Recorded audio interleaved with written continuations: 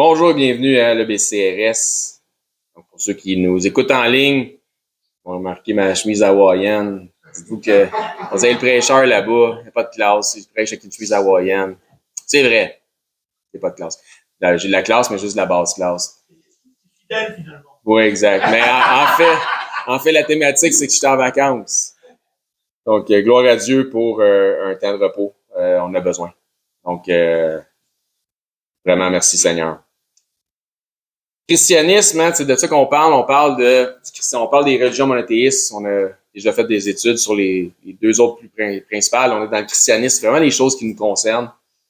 On est au 11e message sur le christianisme seulement, incluant les 7 qu'on a fait avant, concernant les deux autres religions monothéistes principales. Et le titre du message de ce matin, c'est « Prenez garde ». Et ceux qui font les montages vidéo, que ça soit écrit avec un point d'exclamation à la fin. Prenez garde. Dans Colossiens au chapitre 2, donc, justement, frère Paul, apôtre, Paul de Tarse, met en garde ceux de Colosse dans ce passage. Il dit ainsi, à partir du verset 6, il dit « Ainsi donc, comme vous avez reçu le Seigneur Jésus-Christ, donc si vous avez confessé le Seigneur Jésus-Christ comme Seigneur et Sauveur, si vous êtes sauvés par la grâce, par le moyen de la foi, donc si vous avez reçu le Seigneur Jésus-Christ, marchez en lui. » Donc, on parle ici d'une démarche qui est conforme aux enseignements bibliques. C'est ça, marcher en lui. Selon la foi, selon une saine doctrine. Comment? Donc, marcher en lui comment? Il dit étant enraciné et fondé en lui. Ne pas être fondé en lui si tu ne fais pas partie du corps. Donc, être fondé en lui, dans l'Église, étant participant du corps. Et affermi dans la foi, encore une fois, on va faire de jeu de mots, selon ce que Dieu dit. Affermi dans la foi, parce que la foi vient de ce qu'on entend. Puis ce qu'on entend vient de ce que Dieu dit.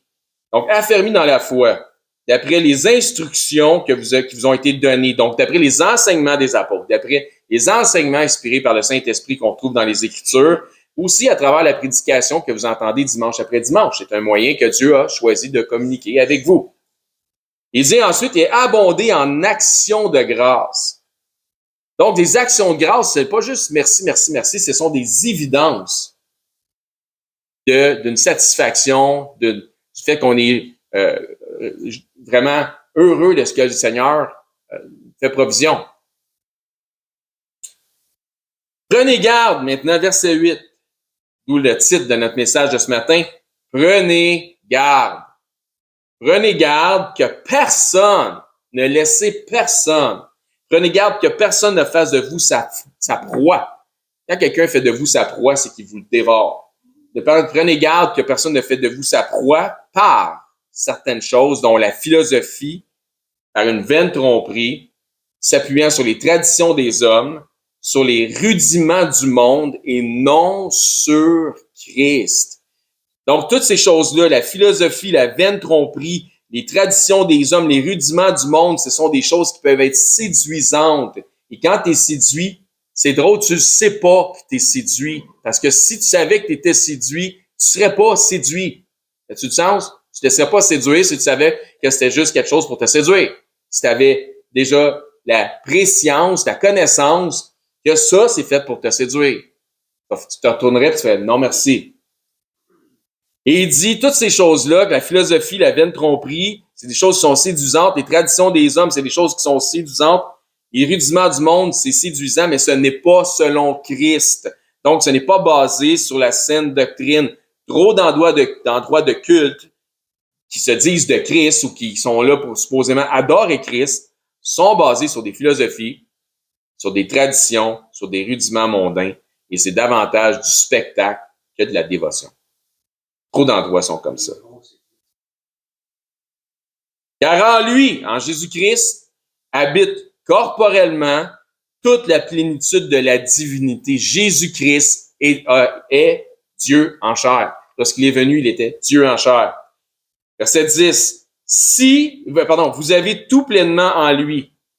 Donc, ça nous disait tantôt au verset 6, comme vous avez reçu le Seigneur Jésus-Christ. Donc, si vous avez reçu le Seigneur Jésus-Christ, vous avez tout pleinement en lui. Pas besoin d'artifice, pas besoin de spectacle. On a juste besoin de ce que Dieu dit, comme Dieu le dit. Donc, vous avez tout pleinement en Jésus-Christ, qui est le chef de toute domination et de toute autorité. Et c'est en lui que vous avez été circoncis d'une circoncision que la main n'a pas faite, mais il y a une circoncision qui a été faite quand même.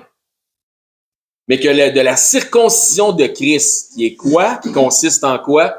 Qui consiste dans le dépouillement du corps de la chair, donc une circoncision spirituelle en esprit. Verset 12, ayant été enseveli avec lui par le baptême, puisqu'on est enseveli à la ressemblance de son ensevelissement dans un baptême par ensevelissement dans l'eau, et étant ressuscité en lui, puis on est ressorti de l'eau à la ressemblance de sa résurrection, et avec lui, par la foi, en la puissance de Dieu qui l'a ressuscité des morts, et c'est pourquoi on baptise au nom du Père, du Fils et du Saint-Esprit, parce que c'est l'Esprit qui a vivifié Jésus-Christ pour sa résurrection, c'est le Père, Dieu qui a participé pour la résurrection de Christ, et Christ a dit, je relèverai ce temple en 3 jours si vous le détruisez. Donc c'est Christ. Donc les trois, le Père, le Fils et le Saint-Esprit, sont participants à la résurrection de Jésus-Christ. Et c'est pourquoi on baptise ici au nom du Père, du Fils et du Saint-Esprit, et non pas juste au nom de Jésus. OK, c'est notre 11e message sur le sujet de la chrétienté. J'ai l'impression que ce qu'on fait, c'est qu'on fait juste effleurer le sujet. On gratte un petit peu la surface. C'est comme si les 10 derniers messages étaient qu'un préambule de la chrétienté. Dans notre série sur les grandes religions monothéistes, le christianisme prend beaucoup de place. On va en parler encore longtemps. Ça représente 2000 ans d'histoire. Le christianisme est associé à tellement de choses qui nous concernent. Donc, exemple, les disciples, l'Église, les persécutions, les points de doctrine, les traditions, les divisions, les sectes, les dénominations multiples, le canon biblique, les hérésies, les martyrs. Donc, toutes ces choses-là, etc., etc., etc. Donc, toutes des choses qui nous concernent, qui ont pris place dans 2000 ans d'histoire, qui concernent la chrétienté. Donc, ça fait beaucoup de matériel à couvrir. Les 70 premières années sont plus ou moins enregistrées historiquement dans les Écritures. La Sainte Bible en soi est un document de référence historique qui confirme les faits, qui confirme des dates, qui confirme des lieux, des noms de personnages, des événements, etc. Donc, c'est en soi, si quelqu'un veut connaître l'histoire de la chrétienté, il doit aller absolument fouiller dans ce livre-là. Donc, on ne peut pas parler de la chrétienté en tant que religion monothéiste sans parler de l'Église et de la sainte parole de Dieu. Ça ne serait pas efficace. Donc, c'est certain que je vais dénoncer des hérésies qui rapidement ont fait surface, mais donc je parle dans la chrétienté primitive, mais certaines des hérésies perdurent encore aujourd'hui, dans ces hérésies-là qui ont commencé dans le temps de l'Église primitive. Il y en a qui croient qu'on ne devrait pas dénoncer les autres dans leur enseignement, dans leur doctrine. Qu'est-ce que notre passage d'ouverture nous disait ce matin? Prenez garde d'être séduit. On doit dénoncer parce que l'homme prudent, l'homme sage, il est un homme prudent. Il prévoit le mal, donc il sait qu'il y a quelque chose de mal, il se met à l'abri. Donc, on a besoin de savoir qu'est-ce qui nous attend pour pouvoir se protéger contre ces choses-là. Certains perçoivent la dénonciation comme étant du dénigrement. Disant que, en fait, si on dénigre l'hérésie, c'est une hérésie qui dénigre la parole de Dieu. Fait que ça devrait être correct. Certains voient ça comme étant du dénigrement, disant que ça appelle à la division et que ça l'appelle pas à la paix. On devrait laisser tomber nos différences, nos différends, s'unir davantage. On a tous le même Dieu, dans le fond, on a tous le même objectif qui est de servir Dieu. L'idée est bonne. Donc, la théorie est bonne. C'est la pratique qui est autre chose. J'aimerais sincèrement ça. Mais la parole de Dieu ne serait-ce que par l'exemple des apôtres dans la parole de Dieu, c'est ce que je voulais dire, m'exhorte à continuer à dénoncer les mauvaises pratiques. Parce que c'est ça qu'on voit que les apôtres font dans la Bible. Donc, c'est Paul, il dit, soyez mes imitateurs parce que moi, j'imite Christ. Fait que moi, je vais imiter Christ, puis je vais imiter les apôtres parce que c'était des imitateurs de Christ. Donc, puis Christ dénonçait les mauvaises doctrines. J'ai la responsabilité, en tant qu'enseignant, en tant qu'ancien, de reprendre ce qui est doctrinalement, ce qui est répréhensible. C'est ma responsabilité. Le but, c'est pas nécessairement de reprendre les autres. J'ai pas d'autorité sur les autres enseignants. Ça, je pense que vous comprenez ça. Ça les empêchera pas de prêcher dimanche après dimanche. Le but est de vous éduquer, de vous avertir, puis de vous mettre en garde afin de vous protéger contre les doctrines mensongères, afin que vous ne soyez pas séduits. OK? Le but premier est l'unité entre nous ici à l'EBCRS. Et si pour être unis ici ensemble, ça veut dire que d'autres qui se disent de Christ, qui n'appartiennent pas à ce corps, qui n'appartiennent pas à l'Église ici, ne voudront pas être d'association avec nous. Donc, si pour être unis ensemble, ça veut dire que les autres ne voudront pas être associés avec nous. Ainsi soit-il. C'est correct. On est mieux de rester tout seul que bien mal accompagné. J'aime mieux être jugé pour avoir fait ce qui est bien que d'avoir été séduit par le mal, pour avoir mal agi. Déjà, dans les 300 premières années de l'Église, la plupart des points de doctrine, sujets de société, vis-à-vis l'implication de l'Église concernant ces choses-là, avaient déjà été débattus, challengés, peu importe. Dans les 300 premières années, les plupart des points de doctrine avaient déjà été débattus par plusieurs. Donc, il y a eu à l'intérieur des 3 premiers siècles des débats théologiques puis des divisions sur des points de doctrine. Ça n'a pas pris de temps, hein? 300 ans, c'était déjà fait. On avait fait le tour. Et on était déjà parti dans les divisions. Dans certains cas, s'ils n'étaient pas divisés entre eux, ben, ils n'étaient certainement pas unis. Il y avait déjà plusieurs désaccords dans les 3 premiers siècles, des disputes qui se sont résultées en division, en secte, même en excommunion. Ben, on dit ça au Québec, excommunion, mais c'est excommunication. On comprend de quoi qu'on parle. Donc, les points de discorde majeurs, déjà dans les 3 premiers siècles, ont été des sujets tels que la Trinité, la déité de Christ, la nécessité salvatrice du baptême, la réalité ou la vision métaphorique des séjours de la création, puis d'autres, bien d'autres aussi. Ça, c'est juste dans les 3 premiers siècles. Parce que Jésus était vraiment Dieu en chair. La Trinité, elle se divise comment, là? C'est-tu 2 personnes, un esprit, c'est 3 personnes, c'est fou. Dans les 3 premiers siècles. Et à un moment donné, dans les générations qui ont suivi, les hommes ont inculqué leur vision théologique. Donc, ça s'est renchéri avec des théologies faites de main d'homme. Donc, il y a eu un écart éventuellement entre l'Église de l'Est versus celle de l'Ouest. L'Église orientale versus l'Église occidentale. Il y a eu des influences majeures des 2 côtés. Des hommes qui avaient raison sur un certain point de doctrine, mais qui avaient tort sur d'autres. Donc, tu regardes certains pères de l'Église, là, même s'ils n'étaient pas tous d'accord ensemble, lui avait vraiment raison sur un point, lui avait vraiment raison sur un point, mais celui-là, il avait aussi tort sur un point, puis lui aussi, il avait vraiment tort sur des points. C'est un peu mélangeant quand tu valides toute l'histoire. Par exemple, t'en as un qui refusait complètement dans les pères de l'Église le pédobaptême. Donc, il était en faveur de ce qu'on appelle un credo-baptême, celui qui croira et sera baptisé. Donc, un bébé ne peut pas manifester sa conviction. Il ne peut pas être baptisé. Prêt? Donc, tu dis, hey, parfait, ce gars-là, il avait une bonne doctrine. Tu dis, son sens théologique faisait du sens.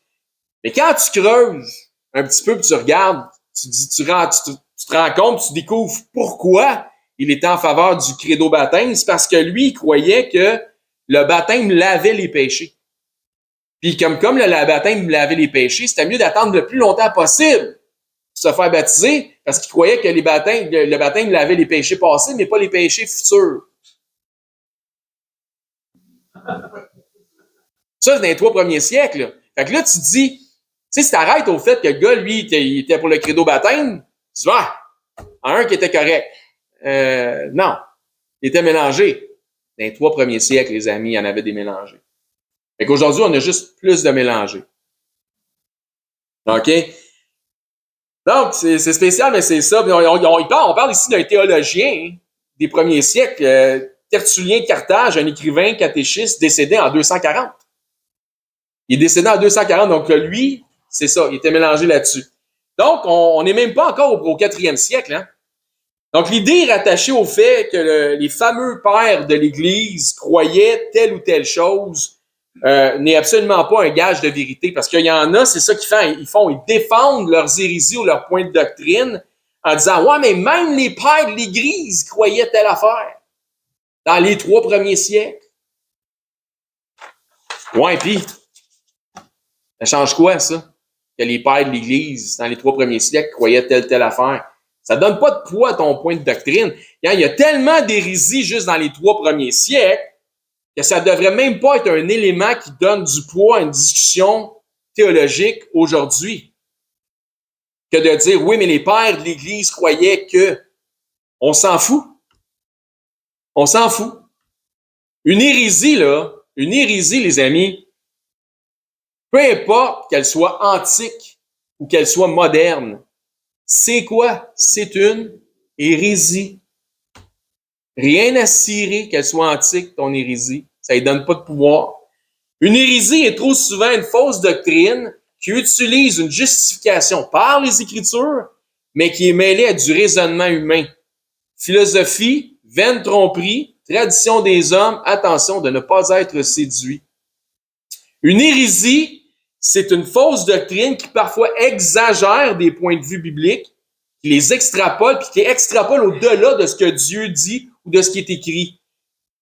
Une hérésie, c'est une doctrine qui s'accroche à ce qui est dit à un endroit, par exemple, mais qui fait omission de tout ce qui confirme le contraire ailleurs. Donc, ça va prendre un texte hors contexte, puis ça va focusser là-dessus, puis ça va en faire un prétexte. Une hérésie, c'est une doctrine ou une pratique qui défie le bon sens des Écritures. Une hérésie, c'est une opinion qui est poussée sur le troupeau avec autorité pour que ça devienne une doctrine. Une hérésie, c'est une fausse doctrine qui fait dire à Dieu ce qu'il ne dit pas. Une hérésie, c'est une fausse doctrine qui donne des intentions à Dieu qu'il n'a pas. Pas mal clair pour ce que c'est une hérésie? Une hérésie, ça vient pas de la Bible. Exactement. Il y a aujourd'hui plusieurs pratiques hérétiques qui trouvent des appuis dans les théologies chrétiennes antiques. Donc, je répète ça, il y a aujourd'hui plusieurs pratiques qui sont hérétiques qui trouvent appui dans des théologies chrétiennes antiques en disant ben, si les pères de l'Église croyaient ça, ça doit être bon. Non! C'est pas parce que les pères de l'Église croyaient ça, parce que dans les 3 premiers siècles, les gens croyaient ça, puis on les pense plus proches de Christ que nous sommes aujourd'hui, que nécessairement c'était bon. On n'est pas moins proche de Christ aujourd'hui qu'eux autres l'étaient. Christ est là.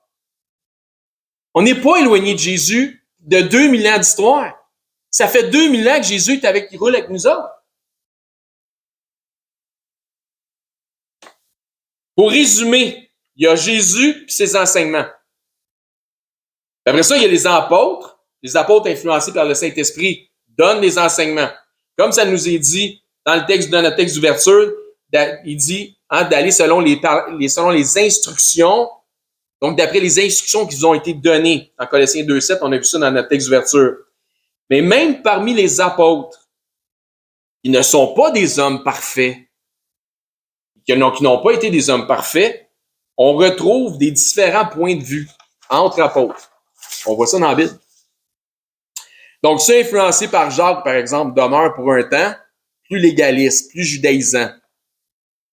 Paul, éventuellement, met en doctrine dans ses épîtres, mais ça de façon claire, que le légalisme n'est plus utile, que le sabbat, c'est pas quelque chose qui est vraiment important, que la circoncision de la chair n'est pas vraiment importante, que la séparation entre les Juifs, que ceux des nations, c'est pas vraiment important. Même ce qu'on peut manger, ça n'a plus d'importance. Pierre semble très bien comprendre ce que Paul dit et être en accord justement avec le frère Paul. Mais pendant un bout de temps, Pierre marche sur des œufs avec les chrétiens qui sont plus judaïsants, donc les Juifs légalistes. Il s'est même fait reprendre à un moment donné par une gang de Juifs chrétiens parce qu'il avait été chez la maison de Corneille. Il a fallu qu'il se justifie. On croit qu'au final, tous les apôtres avaient les mêmes convictions doctrinales. Ils ont fini par tous comprendre les attentes vraiment divines. Les apôtres ont enseigné à des disciples. Donc, il y avait Jésus-Christ enseignait à ses apôtres, les apôtres ont enseigné à des disciples qui furent leurs élèves, ni plus ni moins. Ainsi donc, tu as la génération des apôtres, la génération des disciples qui ont côtoyé les apôtres, qui ont été les élèves des apôtres. Puis là, tu as la génération après ça des disciples qui ont été enseignés par les premiers disciples qui ont été enseignés des apôtres. Ce qui nous mène, après plus ou moins, dans le 2e siècle. Par exemple, mettons, tu as Jésus qui enseigne l'apôtre Jean enseigne Polycarpe, ben Jean décède, Polycarpe est en vie. Pendant que Polycarpe est en vie, il enseigne Saint-Irénée, puis là, mettons, Polycarpe meurt, mais Saint-Irénée continue, etc. comme ça. Donc, vous me suivez? Bon, Jésus, les apôtres, les élèves des apôtres, puis les élèves des apôtres. On est rendu là, ok, good, excellent. Donc, déjà là, tous sont unis. Et ça, malgré certaines opinions qui divergent au niveau de la théologie. La plus grande unité ecclésiastique ever se passe à ce moment-là. Tous sont unis. Donc ça, c'était la première période, soit les 3 premiers siècles.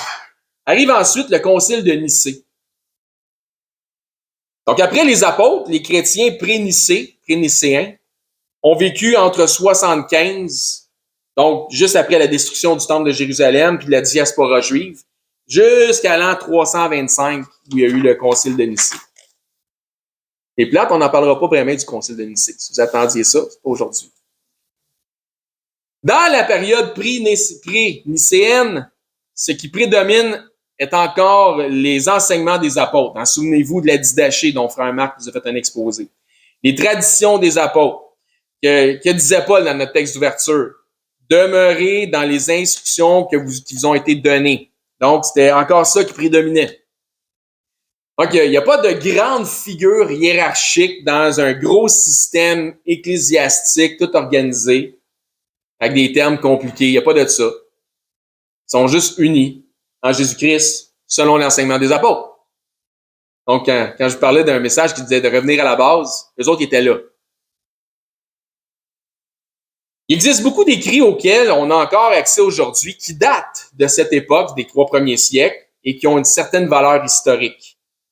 Ce ne sont certainement pas des écrits qui ont une autorité doctrinale, mais ce sont des documents qui ont une certaine autorité historique. Les écrits récupérés peuvent remplir, attention, 9 gros volumes, comme des encyclopédies,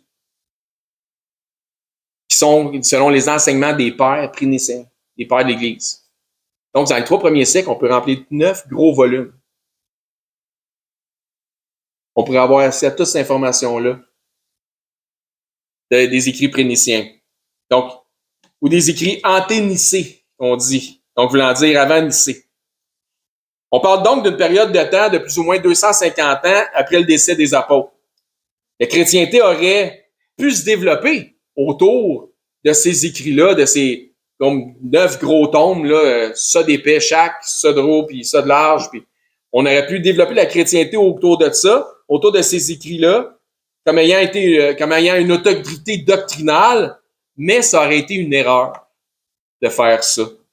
S'il fallait qu'à chaque fois qu'on prêche ou qu'on enseigne, que nous citions les documents, mettons, ces documents-là, ou voire même, à chaque fois qu'on enseigne, il fallait citer tout le temps des théologiens. Tel théologien dit ça, tel nanana. Nous ne serions pas plus efficaces que les Juifs judaïsants avec leur Talmud rabbinique, qui sont un paquet de volumes avec des anciens écrits de leur rabbin mort. Ça serait la même affaire. L'histoire, elle est bonne, elle est efficace, elle nous apprend des choses, mais elle ne doit pas avoir de domination au-delà du canon biblique. L'histoire ne doit pas avoir de domination au-delà du canon biblique. Pourquoi? Parce qu'on risque de tomber dans des philosophies, dans des vaines tromperies, dans des traditions d'hommes, dans des rudiments mondains qui sont pas selon Christ. All right? Donc, l'histoire nous aide particulièrement en ce qui concerne justement les contextes historiques, mais pas nécessairement les contextes bibliques. De plus, je crois que l'ensemble des 66 livres qui composent le canon biblique sont, selon moi, l'ensemble est, selon moi, un outil supérieur pour nous révéler un bon sens doctrinal et que bien des disciples des premiers siècles. Ça. Aussi près des apôtres qu'ils étaient, donc je parle des chrétiens des 3 premiers siècles, et aussi bien intentionnés qu'ils étaient, l'ensemble n'avait pas accès à un travail d'imprimerie aussi complet que celui que nous avons aujourd'hui. Donc, certains avaient accès à une certaine partie, mais l'ensemble n'avait pas, donc les chrétiens des 3 premiers siècles, l'ensemble n'avait pas accès à un travail d'imprimerie aussi complet qu'on l'a aujourd'hui, c'est-à-dire le canon biblique. Je crois qu'on a un outil beaucoup plus complet, beaucoup plus accessible et tellement plus facile à rechercher que dans l'Antiquité. Aujourd'hui, on a des concordances, on a des logiciels de recherche. Je veux dire, on a tout ce qu'il faut que les autres n'avaient même pas. Donc, on a peut-être une longueur d'avance sur certaines de ces choses-là. C'est pourquoi je m'étonne souvent de voir des enseignants, quand j'écoute, mettons, des prédications en ligne, je m'étonne de voir des enseignants qui régulièrement, là, il en manque pas une. Là. Pas ils vont prendre un break d'une prédication à l'autre. Là. Il en manque pas une. Régulièrement, ce qu'ils font, c'est qu'ils citent des théologiens comme ayant, pour donner du poids, comme si ça donnait du poids à la doctrine. Je veux dire, on a le même livre d'études que tous les théologiens. Si c'est pour prêcher là, puis enseigner. Là. On a le même livre de référence. Pourquoi citer la conclusion biblique de fameux théologiens? C'est pas une fois de temps en temps, là, mais à outrance.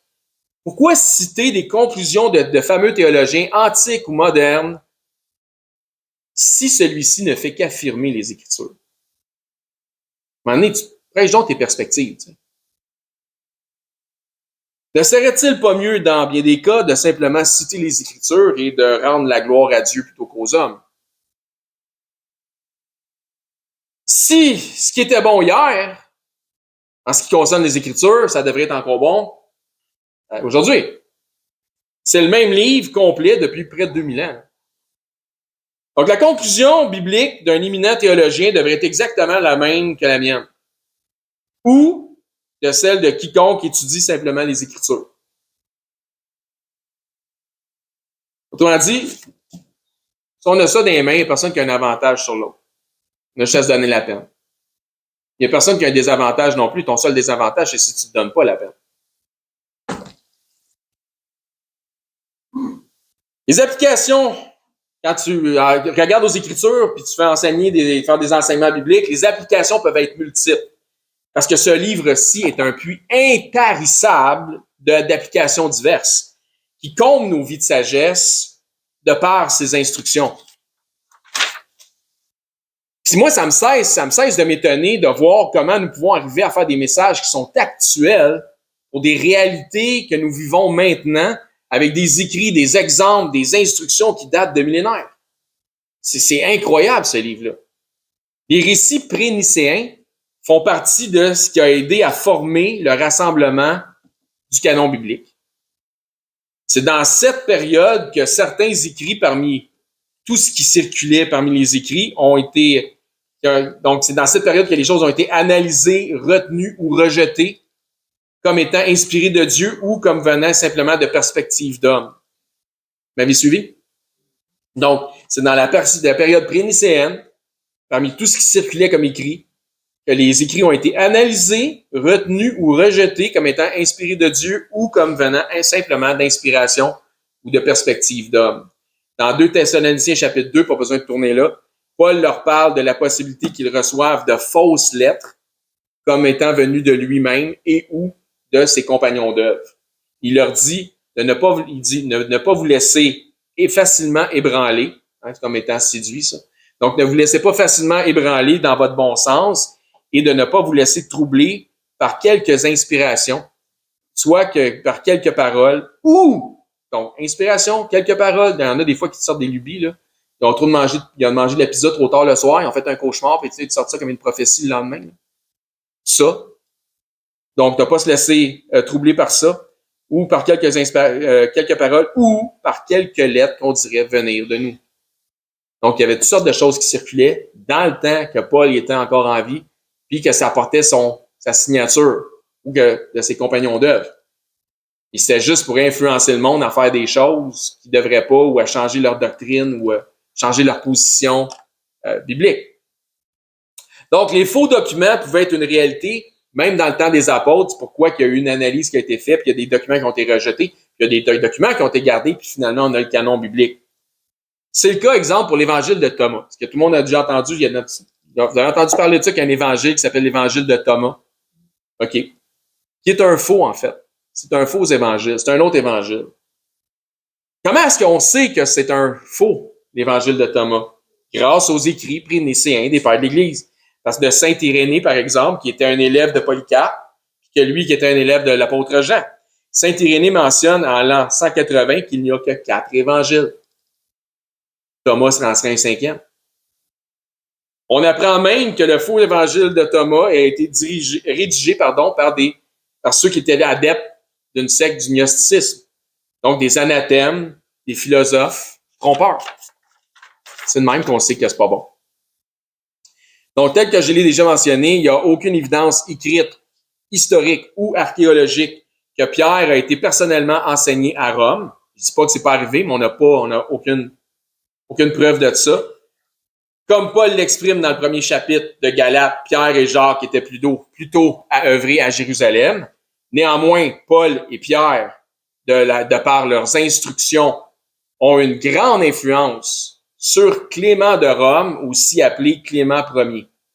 Clément, si c'est le même, a été mentionné dans l'épître de Paul aux Philippiens. Il est vu par l'Église catholique romaine comme étant le 4e pape de Rome. Encore une fois, l'histoire est controversée à son sujet. A-t-il vraiment été évêque à Rome? On ne sait pas. Quand l'Église catholique romaine raconte son histoire défie les Écritures, son histoire défie les faits historiques. Donc, des fois, ça fait juste faire du sens pour eux autres, mais ça ne fait pas du sens historiquement. Quoi qu'il en soit, Clément Ier ou Clément de Rome était au minimum un presbytre, donc d'où l'origine du mot prêtre, ou épiscope, surveillant et ou porte-parole de l'Assemblée de Rome. Ça, il y a des écrits qu'il a fait, qui venaient de Rome, qui étaient écrits par sa main, envoyés par l'Église de Rome. Encore une fois, selon l'Église catholique romaine, Clément serait le 4e pape, soit dans l'ordre Pierre, l'apôtre Pierre, Saint-Lin, Saint-Anaclète, Clément Ier. Historiquement, Pierre n'a certainement pas été le premier évêque de Rome. C'est impossible. Ça fait pas de sens, historiquement. Ainsi donc, Clément est probablement, dans le pire des cas, s'il est le 3e évêque de Rome. Comparativement à ses 2 prédécesseurs, l'histoire de Clément a plus de substance que de folklore légendaire. Donc, on est dans l'histoire de l'Église. Il est de la même descendance influente de l'empereur romain Vespasien, qui était son arrière-grand-oncle. Clément est populaire dans l'histoire de l'Église prénicéenne, puisqu'il a écrit une lettre d'exhortation en grec à ceux de Corinthe. Dans sa lettre, tout comme Paul avant lui, il les exhorte à revenir à l'unité. Vous savez, 1 Corinthiens, etc. Donc, il les exhorte à revenir à l'unité. Paraît-il que la zizanie avait repris de plus belle à Corinthe après le décès des martyrs des apôtres Paul et Pierre. Sa lettre aux Corinthiens est connue comme étant la première épître de Clément aux Corinthiens. Sa lettre arrive plus ou moins 40 ans après celle de Paul. Donc, avec la Didaché, donc Marc vous a fait un résumé, sa lettre constitue un des documents les plus anciens du témoignage du christianisme primitif. Donc, la raison de la lettre à Rome, de Rome à Corinthe par Clément ne justifie pas une autorité de Rome sur le reste des assemblées chrétiennes ou des assemblées de Dieu. Mais Rome avait une sorte de primauté dans la charité. Il n'y avait pas une primauté sur les autres, mais il y avait une primauté dans la charité, dans Agapé. Il était plus généreux que les autres. Il était vu comme ça, il était reconnu comme ça. Et aussi dans leurs enseignements, dans leur partage. Donc, il répondait des fois à des questions que les autres églises avaient parce qu'il y avait plus de maturité que bien d'autres. C'est principalement ça. Donc, il y avait plus de maturité, il y avait plus de primauté dans ce qui est agapé, ce qui doit unir les communautés chrétiennes. Cela s'explique par leur secours qu'elle avait coutume d'envoyer aux fidèles en difficulté et par la réputation de charité qu'elle a acquise à travers le temps dans cette époque. Mais encore, lorsqu'on lit Romains et 1 Corinthiens, nous apprenons, ou nous pouvons comprendre facilement que la comparaison entre ceux de Rome et ceux de Corinthe, il y a une maturité qui est là entre ceux de Rome qui n'est pas là à Corinthe. C'est pas écrit Paul s'est pas adressé de la même façon à ceux de Rome qu'il s'est adressé à ceux de Corinthe. Quand il a écrit à ceux de Corinthe, c'est comme s'il écrivait à des bébés en Christ. Quand il a écrit à ceux de Rome, c'est comme il écrivait à des théologiens du même acabit que lui.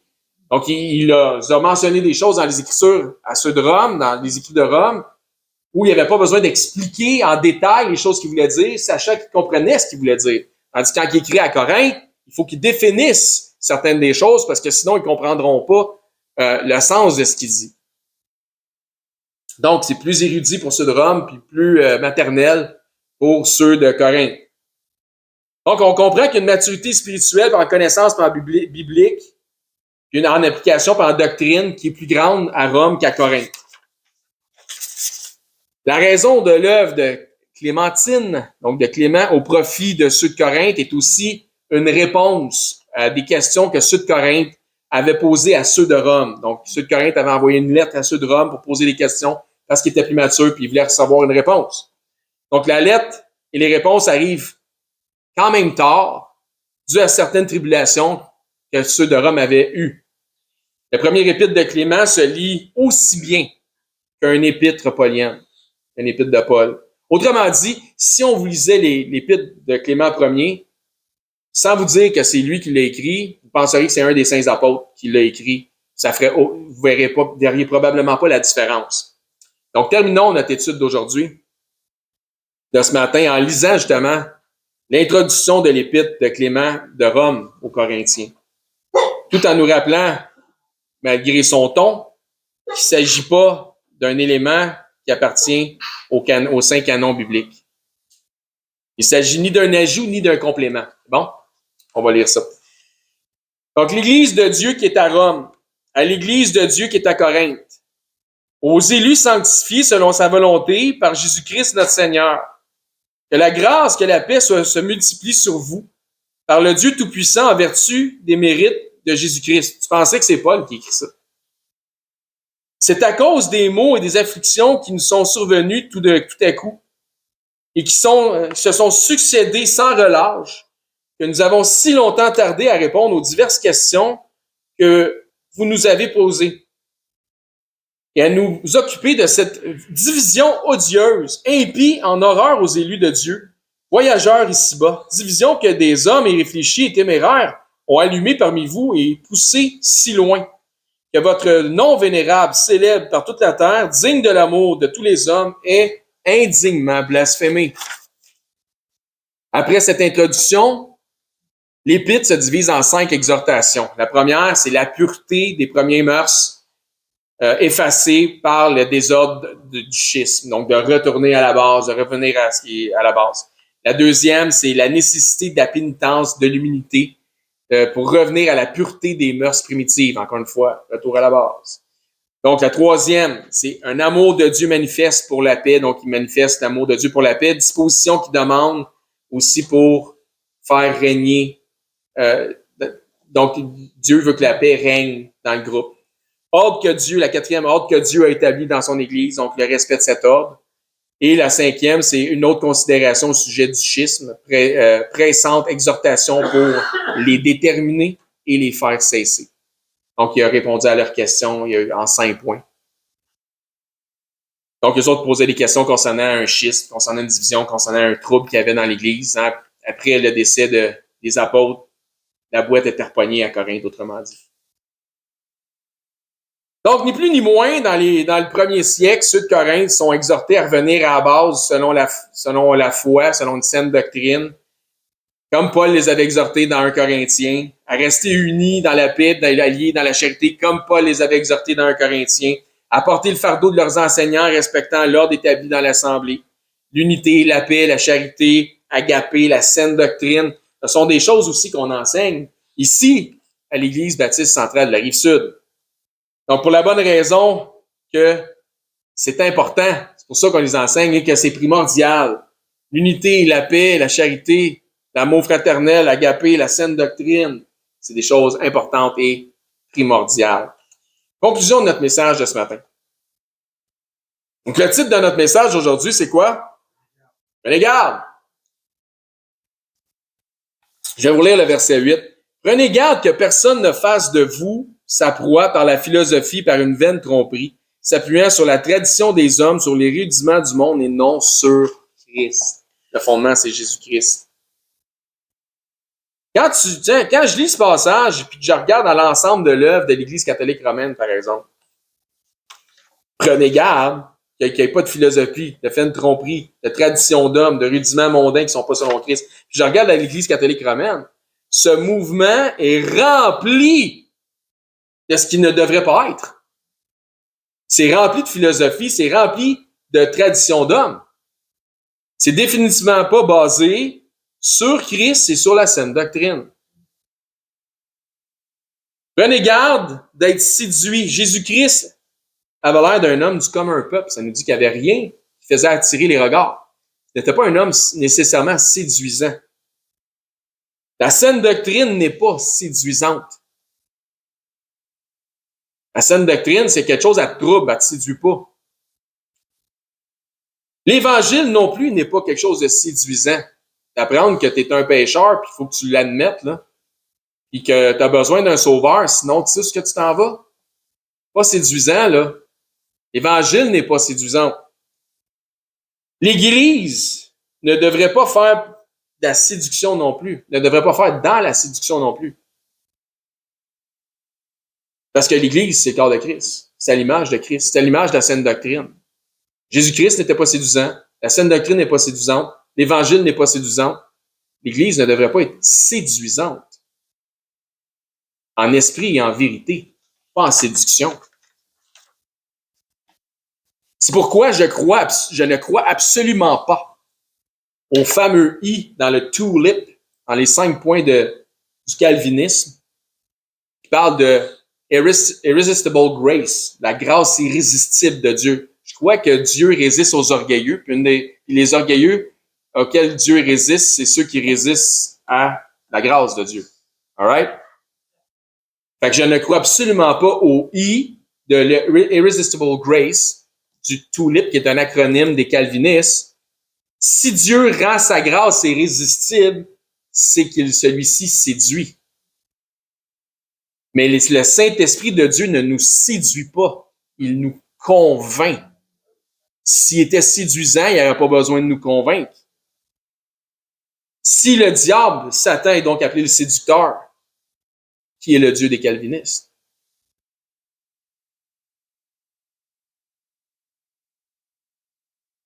Prenez garde d'être séduits.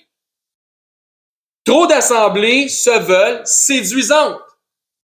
Une église se doit d'être accueillante, hospitalière, chaleureuse, amicale, au-delà de la séduction. Malheureusement, trop de ceux qui se disent de Christ, dans leur immaturité, sont facilement séduisables par les artifices, le band de musique, le stage, le décorum, les programmes, etc. C'est séduisant.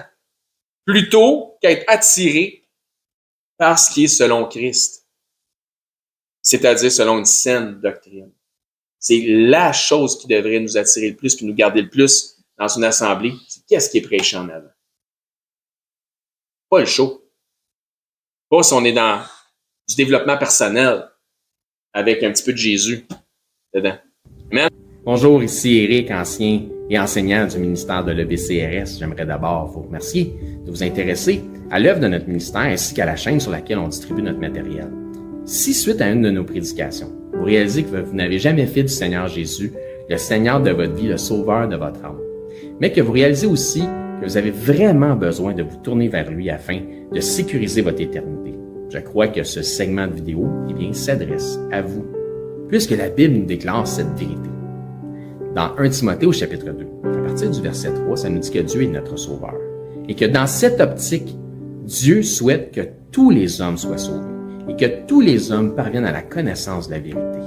Et ça nous dit aussi, car il n'y a qu'un seul Dieu et un seul médiateur entre Dieu et les hommes, et c'est Jésus-Christ qui s'est lui-même fait homme. Et ça nous dit que Jésus-Christ s'est fait homme afin de lui-même se donner en rançon pour le rachat de tous. Jésus a dit en conversant avec ses disciples qu'il est le chemin, la vérité et la vie, et que nul ne vient au Père, c'est-à-dire à Dieu, qu'à travers la foi en Jésus lui-même. C'est la seule façon. C'est ce que Jésus exprime aussi en partageant l'Évangile avec un homme d'un certain âge qui se disait lui-même très religieux. Dans l'Évangile selon saint Jean, au chapitre 3 et verset 16, Jésus dit à cet homme, « Car Dieu a tant aimé le monde, qu'il a donné son Fils unique, afin que quiconque croit en lui, donc met sa foi en lui, ne périsse point, mais qu'il ait la vie éternelle. » Donc la volonté de Dieu, notre Créateur, elle est claire. C'est que tous parviennent à la repentance en faisant le choix volontaire de croire par la foi le récit de l'Évangile de son Fils Jésus-Christ. Les informations qui nous sont transmises dans la Bible nous font comprendre que par nature, malheureusement, nous avons tous enfreint les règles de sainteté déjà établies par Dieu. Nous avons tous enfreint au minimum une des 10 lois, des 10 règles, des 10 commandements, mentir, prendre le nom de Dieu en vain, manquer d'honneur à nos parents, blasphémer, peu importe. Donc Dieu, dans sa perfection, qu'il ne peut renier, est 100% juste. Et puisqu'il est 100% juste, il doit nous juger selon la justice. Et comme nous sommes tous coupables de péché et de transgression, nous méritons tous notre sentence. Mais bonne nouvelle, parce que Dieu, dans sa perfection, est aussi 100% miséricordieux et souhaite faire miséricorde à tous. Donc, Dieu nous tend la main afin de nous sauver du châtiment qui est réservé aux transgresseurs de sa loi. Jésus nous explique qu'un endroit terrible a été préparé pour Satan, le chef des anges déchus, des démons, un endroit de flamme, de regret, de tourment, de souffrance, etc. Et la réalité de l'enfer que Jésus nous explique, les raisons pourquoi c'est si effroyable, et que tous les attributs de Dieu, ils sont absents, puisque c'est tellement éloigné de Dieu. Tandis que Jésus dit à ses disciples qu'il est allé au ciel, dans la demeure du Père, pour nous y préparer une place. Dans cette place, le paradis céleste, étant auprès de Dieu, au contraire de l'enfer, étant dans sa proximité, nous y retrouverons l'ensemble des attributs que procure sa présence. La joie, l'allégresse, l'amour, le bonheur, mais dans une proportion qui est inexprimable et incompréhensible pour les simples charnels que nous sommes présentement, dans une façon que les mots ne peuvent pas exprimer. La Bible déclare que le salaire du péché, c'est la mort, et non seulement la mort physique, mais aussi la mort spirituelle. Et que la mort spirituelle est une incapacité à avoir accès à Dieu. C'est une séparation d'avec Dieu. La Bible déclare dans Romains, chapitre 6, 23, que le salaire du péché, c'est la mort, mais que le don gratuit de Dieu, c'est la vie éternelle en Jésus-Christ, notre Seigneur. La vie éternelle est donc un cadeau que Dieu vous fait, qui est accessible pour tous, dans la mesure où chacun accepte de recevoir ce cadeau. Donc, tel un cadeau qui nous est offert, la réalité représente que nous n'avons pas d'effort ou d'œuvre à faire utile pour recevoir ce cadeau. Sinon, ça ne serait pas un cadeau, mais ce serait un dû. Ainsi donc, il n'y a aucune œuvre que nous pourrions faire pour nous racheter nous-mêmes de nos fautes, de nos transgressions ou de nos péchés que nous avons commis contre Dieu. L'œuvre utile pour notre rachat a été accomplie par Dieu en la personne de son Fils Jésus-Christ lorsqu'il a pris notre place sur la croix. Ce qui a été entièrement confirmé aussi pour notre justification à la résurrection des morts après 3 jours et 3 nuits au tombeau. Ainsi donc, la Bible dit que pour être sauvé de la mort et de l'enfer, c'est-à-dire afin d'avoir la vie éternelle et notre place au ciel, il faut simplement mettre notre foi en Jésus-Christ, le Seigneur. La Bible dit « Crois au Seigneur Jésus et tu seras sauvé ». Mais croire au Seigneur Jésus, c'est important qu'on en parle. Croire au Seigneur Jésus a une signification. C'est simple, mais, comme je dis, important. Cela signifie de croire par la foi dans le récit de l'Évangile de son Fils. Puisque la Bible dit que l'Évangile est la puissance de Dieu pour le salut de quiconque croit. Que dit donc cet Évangile, cette bonne nouvelle, puisque Évangile veut dire bonne nouvelle, mais Romains, au chapitre 10, nous en parle justement. À partir du verset 8, ça nous dit que cette bonne nouvelle, cette parole, est près de toi, elle est dans ta bouche et dans ton cœur. Or, c'est la parole de foi que nous prêchons. Si tu confesses de ta bouche que Jésus est le Seigneur et que si tu crois dans ton cœur que Dieu l'a ressuscité des morts, tu seras sauvé. Ça nous explique ensuite, car c'est en croyant du cœur qu'on parvient à la justice et c'est en confessant de la bouche qu'on parvient au salut, selon ce que dit les Écritures. Quiconque croit en lui ne sera point confus. Il n'y a aucune différence pour quelque nation que ce soit juif ou grec, puisque tous ont un même Seigneur qui est riche pour tous ceux qui l'invoquent. Car quiconque invoquera le nom du Seigneur sera sauvé. Il ne s'agit donc pas de réciter une prière selon une formule toute faite qui fait la différence, mais bel et bien de mettre sa foi dans le Seigneur Jésus-Christ. Si vous croyez que Jésus-Christ, Dieu le Fils, le ressuscité, est Seigneur et que vous acceptez d'en faire le Seigneur de votre vie, ainsi il devient instantanément aussi le sauveur de votre âme. Si tel est votre cas, gloire à Dieu, vous faites maintenant partie de son troupeau. En tant que nouveau disciple, ce qui est important maintenant, c'est de vous trouver premièrement un enseignant qui enseigne la vérité de la parole de Dieu. Et joignez l'assemblée où cet enseignant œuvre afin d'avoir part à l'amour des frères et de la famille en Christ. Si pour nous vous êtes local, c'est-à-dire par exemple 2 heures de transport et moins, eh bien venez nous voir, ça va faire un plaisir de vous recevoir et nous pourrons parfaire votre éducation spirituelle selon une saine doctrine des Écritures. Donc c'est là-dessus que je vous dis, soyez bénis et je l'espère, à bientôt.